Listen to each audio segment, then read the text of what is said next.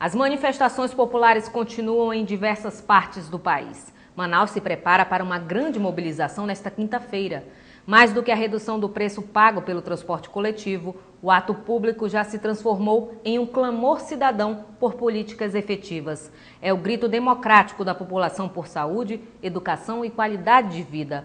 No Parlamento Estadual, o repórter Raoni Oliveira conversou com os deputados, que avaliaram o momento histórico e como o Brasil está sendo conduzido. A sociedade está dizendo o seguinte: estou em alerta, eu quero que os meus direitos sejam assegurados, eu quero que a justiça aconteça. Então, querendo ou não, eu entendo que este é o momento para todas as estruturas de poder e para a iniciativa pública e privada ficar atento aos clamores das ruas. Eu creio que essa leitura nós temos que fazer. O pequeno descontrole da inflação começa a bater nas portas da classe média e a inflação, o controle da inflação foi o maior patrimônio que o Brasil conquistou nos últimos anos, então a classe média reage a isso. E o ínfimo crescimento do PIB vai gerando desemprego no presente e criando perspectiva de geração de desemprego no futuro. Então, acho que tem aspectos políticos, éticos e também aspectos econômicos que justificam essas manifestações. O Brasil está sendo passado a limpo e toda a movimentação popular ela é importante, isso é democracia. Eu entendo que o Brasil tem, através dos movimentos sociais, da sua população, essa força que é tão necessária e que sirva para todos nós como um momento de avaliar o que está acontecendo. A população começa a despertar. Por exemplo, Figueiredo, a prefeitura fazendo aí contratações milionárias para shows na época da festa de Figueiredo, mas não tem uma educação de qualidade, não tem uma saúde de qualidade. Então, essa questão do circo na frente do pão, o povo está dizendo não, o circo não pode sobrepor o pão. Está começando a haver, sim, uma consciência nova de que não basta programas sociais paliativos. O Bolsa Família é importante, mas não é suficiente. A desigualdade continua. E uma coisa que a gente tem que ressaltar, os jovens e grande parte da população não se sente mais representada por esse sistema político. Os brasileiros estão trazendo às ruas uma insatisfação que, na minha opinião, ela é acumulada de anos, de décadas, e que eclodiram agora, no momento em que novas administrações municipais tiveram que enfrentar aí esse problema crônico, Brasil afora, que é do transporte coletivo. O Brasil, eu acho que está mostrando, mais uma vez, a população de que está insatisfeita com muitas estruturas políticas, institucionais que nós temos, e cobrando mudanças. Isso é muito bom. Eu acho que esse é, mais uma vez, uma forma de pressionar estruturas que estão atrasadas, como o próprio judiciário, como o poder legislativo, que pouco ouve a população. É a manifestação popular, é a liberdade do povo em ir às ruas de maneira democrática, soberana, falar e transmitir para todos nós, da classe política e executiva, que temos a responsabilidade de administrar e de governar e de representar os poderes, de servir de lição para ter a percepção de ouvir, de ver, de aprender e contribuir para o aperfeiçoamento democrático brasileiro. A população brasileira está insatisfeita com a classe política, né? De uma forma bem ampla, é isso. Então essas pessoas que estão indo à rua para cobrar mobilidade urbana, reclama-se muito da falta da qualidade, do preço desses transportes, mas também não é só isso, né? É a questão da corrupção, entre outras situações. O deputado Luiz Castro enfatizou ainda o papel dos partidos políticos em meio às manifestações populares. Para o oposicionista, não há uma compreensão da atividade partidária e, por isso, os partidos são alvos de críticas. Os jovens e grande parte da população não se sente mais representada por esse sistema político, pelos partidos principalmente, que perderam a sua representatividade. Os partidos viraram caixinhas de poder, eles vivem brigando por cargos e por nacos do poder. Os partidos, portanto, perderam sua capacidade transformadora. Eles são dominados por cúpulas, essas cúpulas manipulam os seus militantes, quando há militantes, às vezes só há filiados, em alguns casos ainda há militantes, e essas cúpulas brigam para amenizar a ânsia por cargos públicos, normalmente pessoas que ocupam cargos sem qualificação para os mesmos. Penso que seja um acumulado de situações dentro do processo político, dentro do processo administrativo, dentro da sociedade de um modo geral, em que a sociedade está dando um recado, está fazendo ecoar a sua voz como um recado, uma reflexão a todos, e principalmente aqueles que estão mais expostos. O processo político ele é mais exposto nisso, mas não é só o processo político. Acho que como eu disse, é algo maior do que o processo político que está nesse momento movendo massas, conjunto grande de pessoas que de forma impressionante estão tomando as ruas e, dentro do possível, de forma pacífica, ordeira, trazendo um recado para a sociedade de um modo geral. A Constituição de 88 prevê como poderes da República independentes e harmônicos entre si o Executivo, o Legislativo e o Judiciário, o que significa dizer que não há subordinação entre eles. O tema também veio à tona na Casa Legislativa por conta das manifestações sociais no país, que criticaram a interferência política frente aos governos. A classe política no Brasil tem tratado com absoluto cinismo essa questão das manifestações, prestando solidariedade e apoio como se não tivesse nada a ver com isso. Na verdade, a solidariedade e o apoio que essas vozes que vêm das ruas cobram de nós é uma mudança de conduta. A mudança que faça do parlamento um poder mais independente em relação às vontades do governante, que faça do parlamento um poder mais transparente nas suas decisões política, administrativa e financeiras, e, acima de tudo, que faça do parlamento um local mais austero no que diz respeito com gastos públicos. São essa voz que estão vindo da rua. E nós não podemos fazer de conta que não temos nada a ver com isso. Eu acho que Manaus não podia ficar de fora desse debate nacional e das manifestações do povo, da sociedade civil, cobrando políticas públicas, cobrando o melhor funcionamento das instituições públicas. Eu vejo aí essas manifestações, como formas de cobrar que o Estado responda de que lado está. Se está a serviço da população, dos anseios da população, a serviço de determinados interesses que não deixam o Brasil avançar ou não deixam modernizar áreas que nós precisamos, principalmente na área da educação. E a Assembleia Legislativa do Amazonas aprovou 6 mensagens governamentais e um projeto de resolução legislativa de autoria do deputado Abdallah Frache. A partir de agora, a Casa deve se concentrar na análise da Lei de Diretrizes Orçamentárias e na prestação de contas do governador. As 2 matérias devem ir a plenário antes do recesso parlamentar. As mensagens governamentais aprovadas permitem ao Executivo contrair crédito junto ao Banco Interamericano de Desenvolvimento. A primeira, de número 53 de 2013, teve como relator o deputado Marco Antônio Chico Preto. Já a segunda, de número 185 de 2013, teve como relator o deputado Vicente Lopes. As duas têm como objetivo fomentar o programa de aceleração do desenvolvimento da educação no Amazonas. A meta principal é levar mais escolas de tempo integral ao interior do estado. Ao todo, 22 municípios deverão receber as unidades educacionais. Agora, de acordo com o primeiro vice-presidente da Casa, deputado Belarmino Lins, o parlamento deve dar celeridade à análise da Lei de Diretrizes Orçamentárias e na prestação de contas do governador Omar Aziz. A Assembleia Legislativa só poderá entrar em recesso parlamentar após a votação da LDO. A expressa determinação da Constituição do Estado de que o parlamento amazonense os parlamentos brasileiros não entrarão em recesso, salvo se deliberarem quanto à aprovação da LDO. É uma lei importantíssima que projeta exatamente a perspectiva já para a elaboração do orçamento para 2014. O projeto de resolução legislativa número 34 de 2012, de autoria do deputado Abdallah Frache, concede medalha Rui Araújo ao general de brigada do Exército Brasileiro, Taumaturgo Soteiro Vaz. A última sessão plenária antes do recesso parlamentar está programada para ser realizada no dia 12 de julho. E a Assembleia Legislativa do Amazonas aprovou 6 mensagens governamentais e um projeto de resolução legislativa de autoria do deputado Abdallah Frache. A partir de agora, a Casa deve se concentrar na análise da Lei de Diretrizes Orçamentárias e na prestação de contas do governador. As 2 matérias devem ir a plenário antes do recesso parlamentar. A expressa determinação da Constituição do Estado de que o parlamento amazonense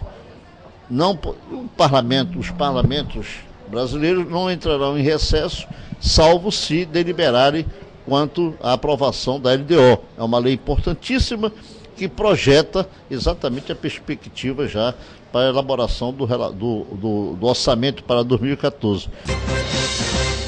O Poder Legislativo aderiu ao termo de cooperação técnica junto com outros órgãos do Estado para fortalecer a campanha nacional Compromisso e Atitude pela Lei Maria da Penha. O acordo foi assinado na manhã desta quarta-feira.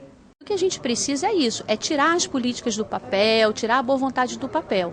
O primeiro ato já está sendo feito nesse momento, de 19 de hoje até o dia 22, nós estaremos no Manaus Plaza Shopping com um evento público que é mostrando para a população o que cada instituição dessa que assinou o termo, qual o papel de cada instituição nessa rede. Agora, um dos passos também da campanha Compromisso e Atitude é fazer com que aqueles processos que são processos de homens que vitimizaram mulheres, que eles tenham mais celeridade, que eles venham a ser julgados e que eles tenham a punição correta, seja dada a punição correta a esses agressores. Essa é a maior divulgação que nós podemos dar à Lei Maria da Penha. É a certeza de que ela está sendo cumprida de maneira correta e eficaz. Cada vez mais nós temos mais denúncias que as mulheres estão criando mais credibilidade, tanto na polícia quanto na justiça de que realmente a lei está funcionando, né, que a lei funciona, é forte realmente. Então, essa credibilidade está fazendo com que as mulheres denunciem cada vez mais. Hoje mesmo, eu estou assinando uma portaria ampliando a competência de um talentoso e brilhante magistrado para responder cumulativamente na vara da Maria da Penha, para que as ações lá sejam mais rápidas, mais assim, emergenciais, as soluções. É importante o comprometimento de todos os órgãos, somando esforços para implementação e cada vez mais o crescimento do combate à violência doméstica e familiar contra a mulher. Isso só vem fortalecer os órgãos e a integração entre eles para que nós possamos, de forma efetiva, combater a violência doméstica e familiar contra a mulher no Amazonas. É a determinação do deputado Josué Neto que, de fato, a Assembleia possa fazer parcerias para construir, não somente em relação às mulheres, nesse caso especificamente para as mulheres, mas que a gente possa construir uma sociedade mais justa e igualitária. É nesta luta que a Casa do Povo está engajada. Nesta terça-feira, o Senado aprovou um projeto popularmente conhecido como a Lei do Ato Médico. De acordo com a matéria, ficam definidos atos que só poderão ser executados por médicos e não mais por outro profissional. O assunto repercutiu na Assembleia Legislativa do Amazonas. E isso significa que nós teremos mais qualidade na saúde, no momento em que se define quem é o responsável pelos diagnósticos, pelos tratamentos das doenças que afetam os seres humanos. Então, eu acredito que com isso nós vamos poder definir muitas coisas, ficar mais do que comprovado e sedimentado que a presença do médico nas equipes de saúde é fundamental, né? E aqui queremos dizer que as demais profissões da saúde são tão importantes quanto a nossa, né? E que nós queremos agora, num novo momento, cada vez mais solidificar uma saúde de qualidade para o povo brasileiro. Não há o reconhecimento da sua legitimidade profissional no país. De tal forma que esse assunto demandado mais com a ausência de profissionais de saúde, tanto nas capitais brasileiras como no interior, isso tem buscado uma atenção maior dos parlamentares no sentido de oferecerem contribuição e também buscarem soluções para os problemas que afligem a prestação da assistência médica. Os geólogos estudam a estrutura e os processos de formação da terra e o melhor aproveitamento dos recursos minerais. O trabalho desses profissionais foi reconhecido na Assembleia em sessão especial. É muito importante essa visão que a Assembleia Legislativa tem do setor mineral. O setor mineral que foi anunciado no dia de ontem pela presidente Dilma, um novo Código de Mineração, que mostra a importância do setor, dos profissionais como os geólogos, que acabam por descobrir as minas, e essas minas hoje estão no dia a dia das pessoas. Então, eu queria agradecer, em nome de toda a comunidade geológica, a iniciativa da Assembleia Legislativa, o deputado Sinésio Campos, e a nossa expectativa é que a gente possa caminhar sempre oferecendo essa oportunidade que é o setor mineral e esses profissionais que trabalham exatamente no desenvolvimento desse setor. Seríamos nós viver sem os minérios?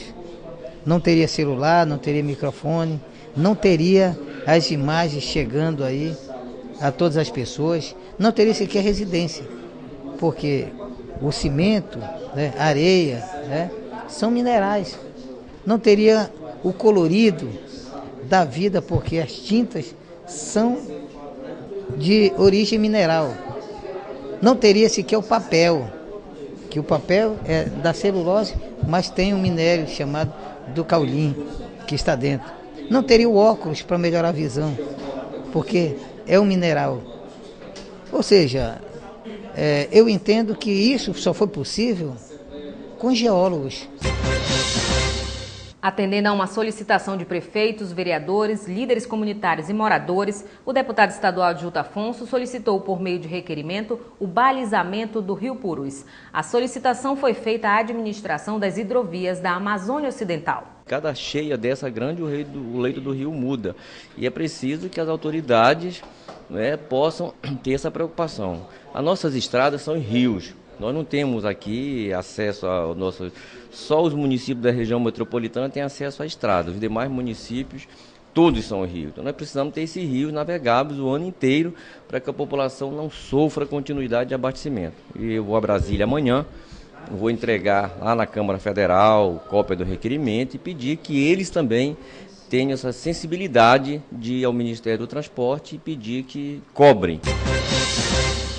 A Assembleia Legislativa poderá sediar a solenidade de entrega das moedas com as imagens dos bumbais Garantido e Caprichoso pela passagem do Centenário dos Bois. São edições limitadas que foram confeccionadas pela Casa da Moeda. O lançamento oficial dessas moedas ficou marcado para o dia 13 de junho na cidade de Parintins. Infelizmente, no dia 12 de junho, o prefeito cancelou, até porque viria o presidente da Casa da Moeda e toda sua comitiva. Foi adiada para o dia 22, já foi cancelado novamente. E ficamos entristecidos com o descaso do prefeito com um evento de tamanha magnitude. Então, por isso, justamente preocupados por isso, consultando o presidente da casa, colocamos a Assembleia Legislativa do Estado do Amazonas à disposição para o lançamento dessas moedas comemorativas e aguardamos somente o pronunciamento da Casa da Moeda, o que deve acontecer ainda antes do final do mês de junho. E no ano em que Garantido e Caprichoso celebram o 100º aniversário, o presidente da Leão, deputado Josué Neto, propõe lei que torna o Festival Folclórico de Parintins patrimônio cultural imaterial do Amazonas. O assunto será a pauta de uma reunião nesta quinta-feira entre o parlamentar e técnicos do Instituto de Patrimônio Histórico e Artístico Nacional, o IFAM. Esse projeto vai fazer com que Parintins possa receber novos investimentos, novos recursos, não só do Ministério da Cultura, mas também de organizações internacionais. Esses recursos, é claro que vão ter uma ação direta de melhoria para o povo de Parintins, não só para os artistas, não só para a grandiosidade do folclore, não só para a grandiosidade do festival, mas também das pessoas que passam o ano todo esperando por aquele momento onde os olhos do Amazonas, do Manauara, dos municípios que moram em torno de Parintins, do turismo nacional que já tem pacotes voltados para Parintins, a melhoria da qualidade da vida do parintinense. Essa é o que está por trás desse projeto que transforma o Festival de Parintins em patrimônio imaterial e que a gente tem dado aqui a nossa contribuição da forma que a gente pode dentro das nossas possibilidades, dos nossos limites. Boa tarde.